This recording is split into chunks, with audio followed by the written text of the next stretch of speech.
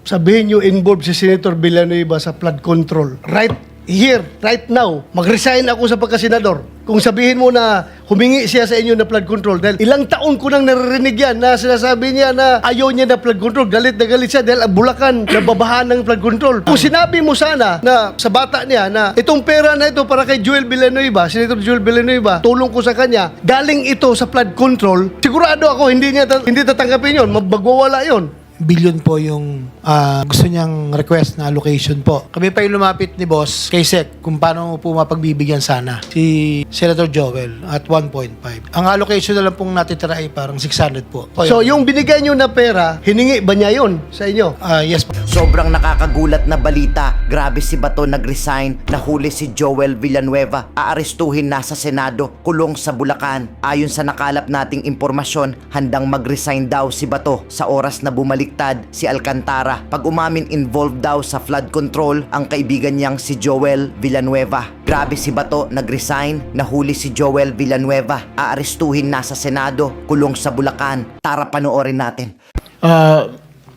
Senator De La Rosa, if you Thank have, go ahead. Please Thank continue. you, Mr. Chair. Back to Yusek Bernardo. Yung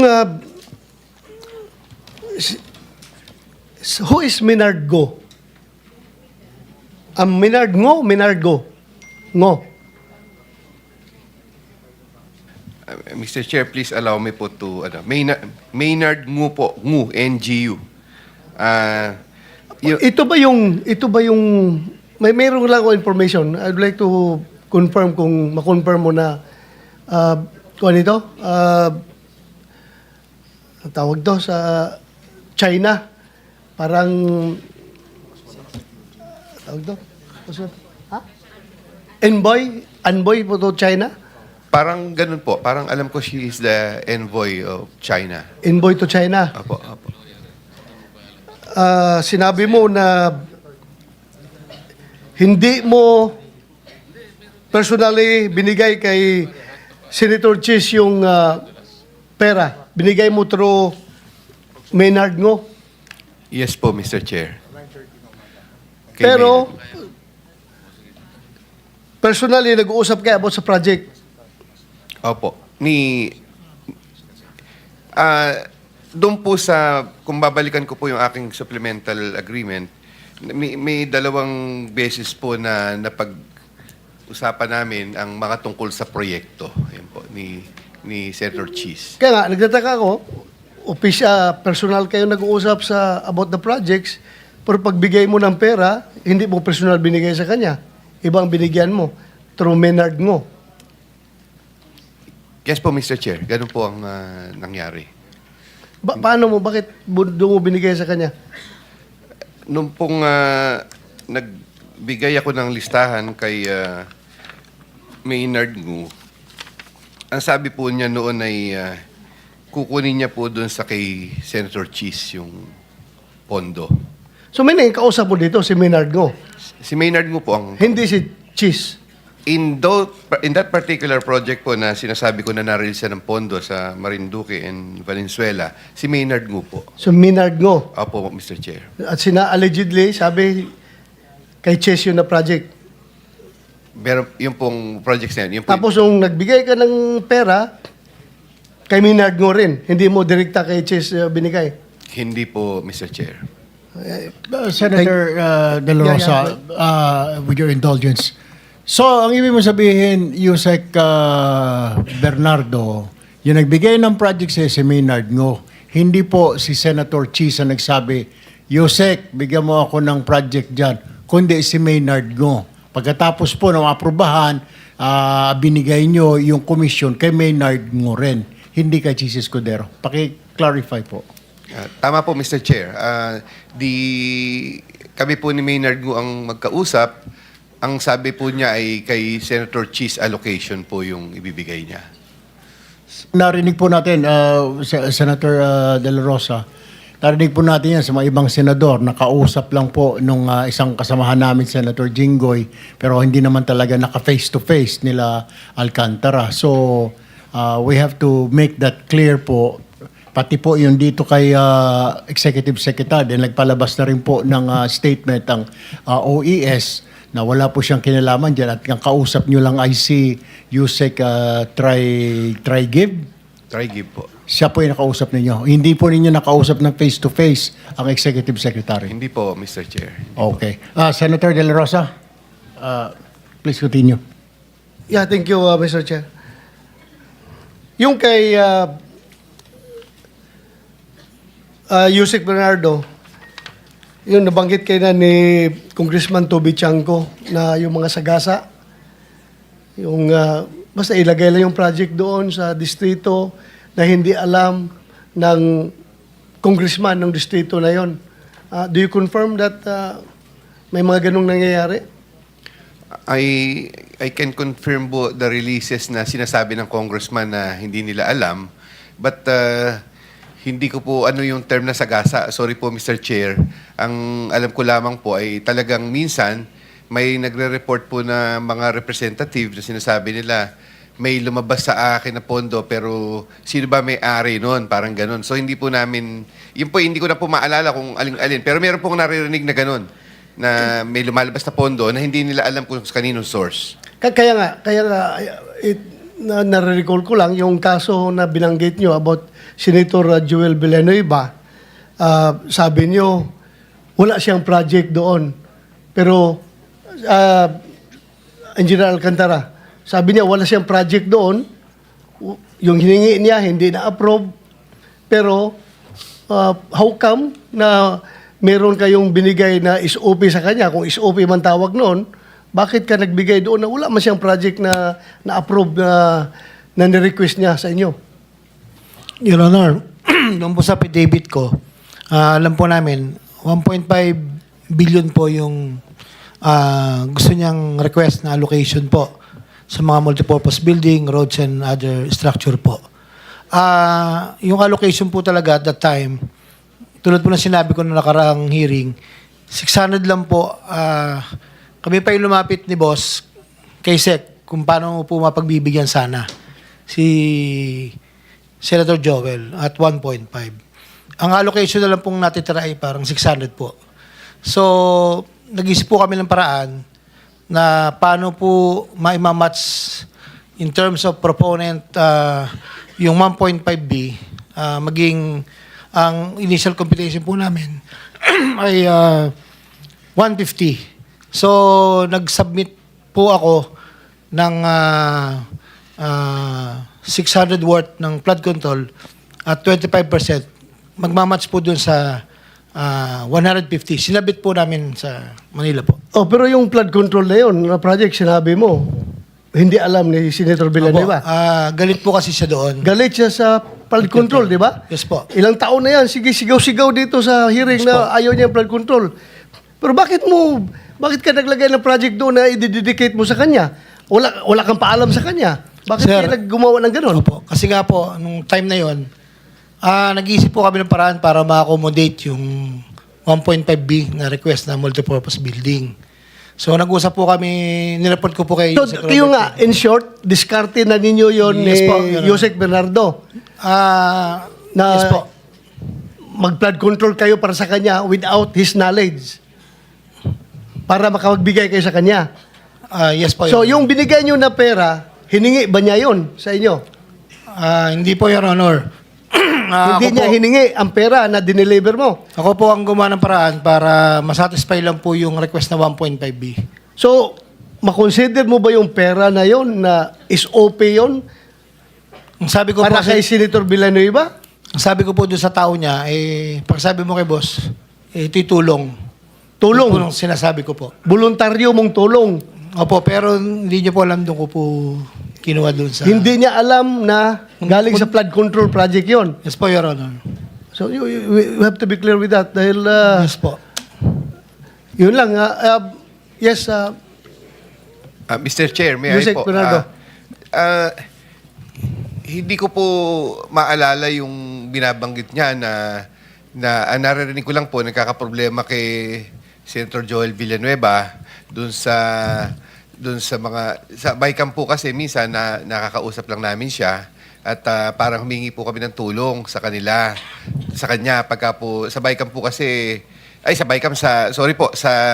budget hearing po kasi ay medyo talagang si Senator Joel eh. So kami po nagsabi ko sa kanya kung paano makatutulungan si Senator Joel. So hindi ko po maalala kung paano pong na sinasabi niya na nagbigay ng 600 million na pondo kasi yung pong pondo na yon parang siya naman po ang nag-implement. Siya rin po ang kausap kung kausap po niya si Senator Joel, hindi ko na po masundan yon, Mr. Chair. Nabanggit lang po niya yung problemang ganon, pero hindi po ako aware na gano'n dun sa sinasabi niyang flood control. Hindi po. Kaya nga, gusto ko sabihin sa inyo, kung sabihin nyo involved si Senator Villanueva sa flood control, right here, right now, mag-resign ako sa pagkasenador.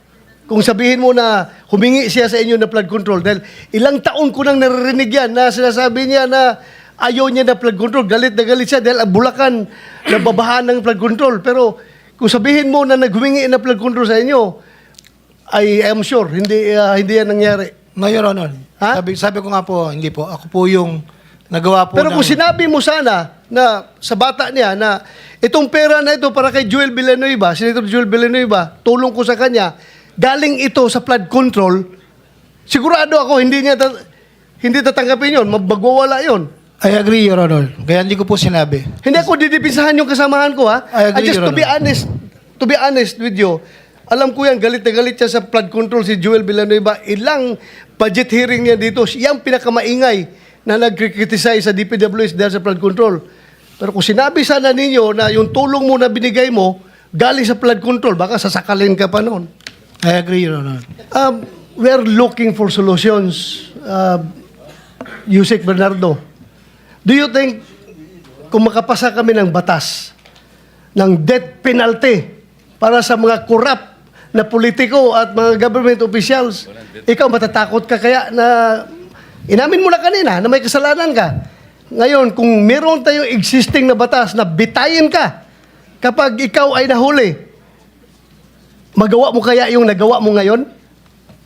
Palagay ko po, maraming matatakot talaga doon at hindi ko po masasabi, Mr. Chair, na mawawala po totally.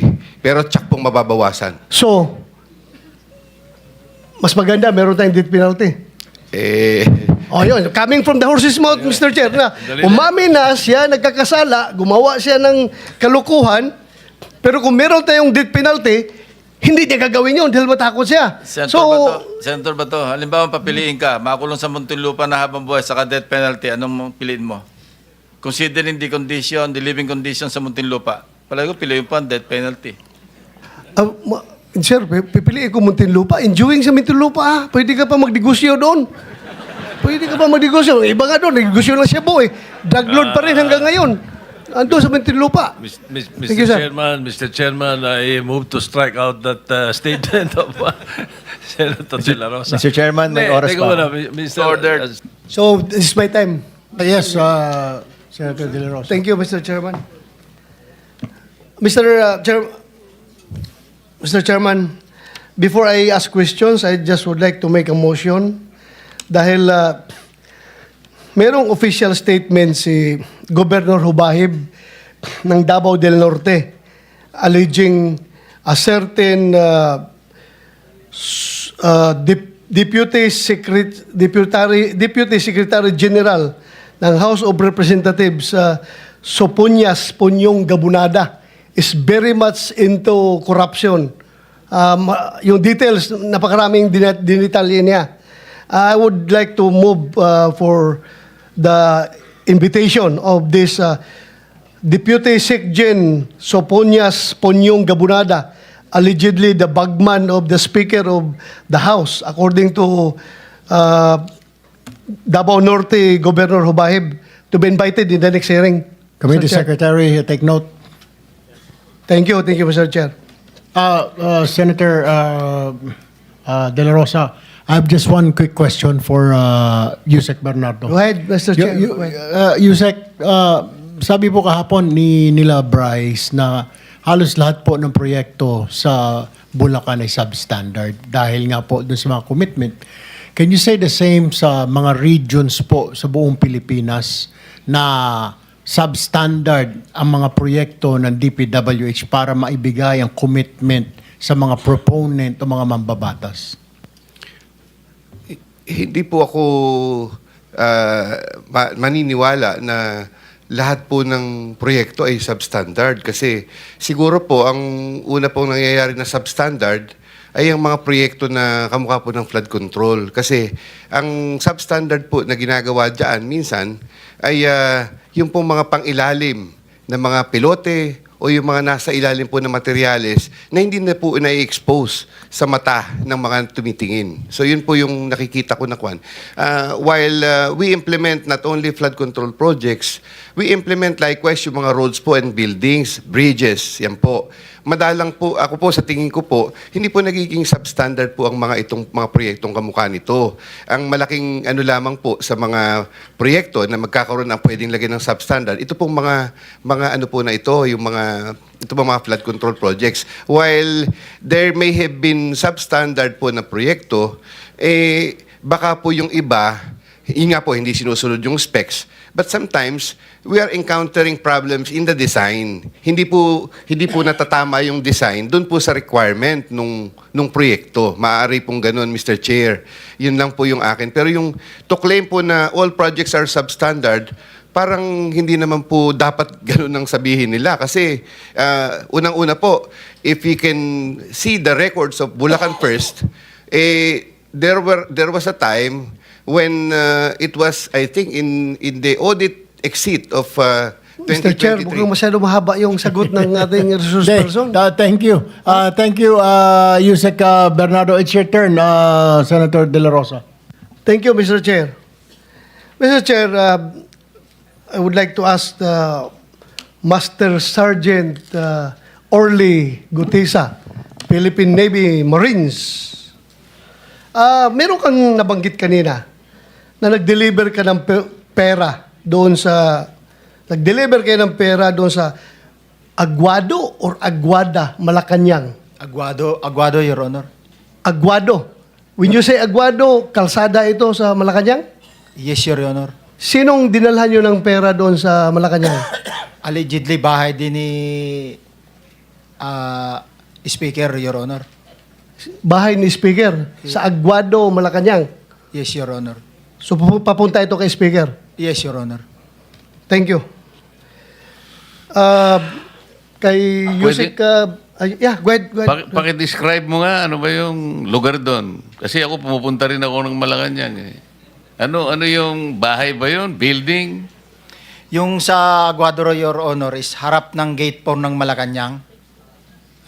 Yung Maraming gate ang Malacanang. Anong gate? gate 4, harap ng gate 4 siya, Your Honor. Thank you. Thank you, Master Sergeant. Yusek Bernardo, sinabi mo kanina, after nung nag-usap kayo ni Yusek Ulaybar, paragraph 23, sometime 2024, Yusek Ulaybar personally called me for a meeting to discuss about unprogrammed appropriation, supposedly for the Office of the Executive Secretary. In the said meeting, he requested me to submit a list of projects. Ngayon sino ba ito Executive Secretary na sinasabi mo?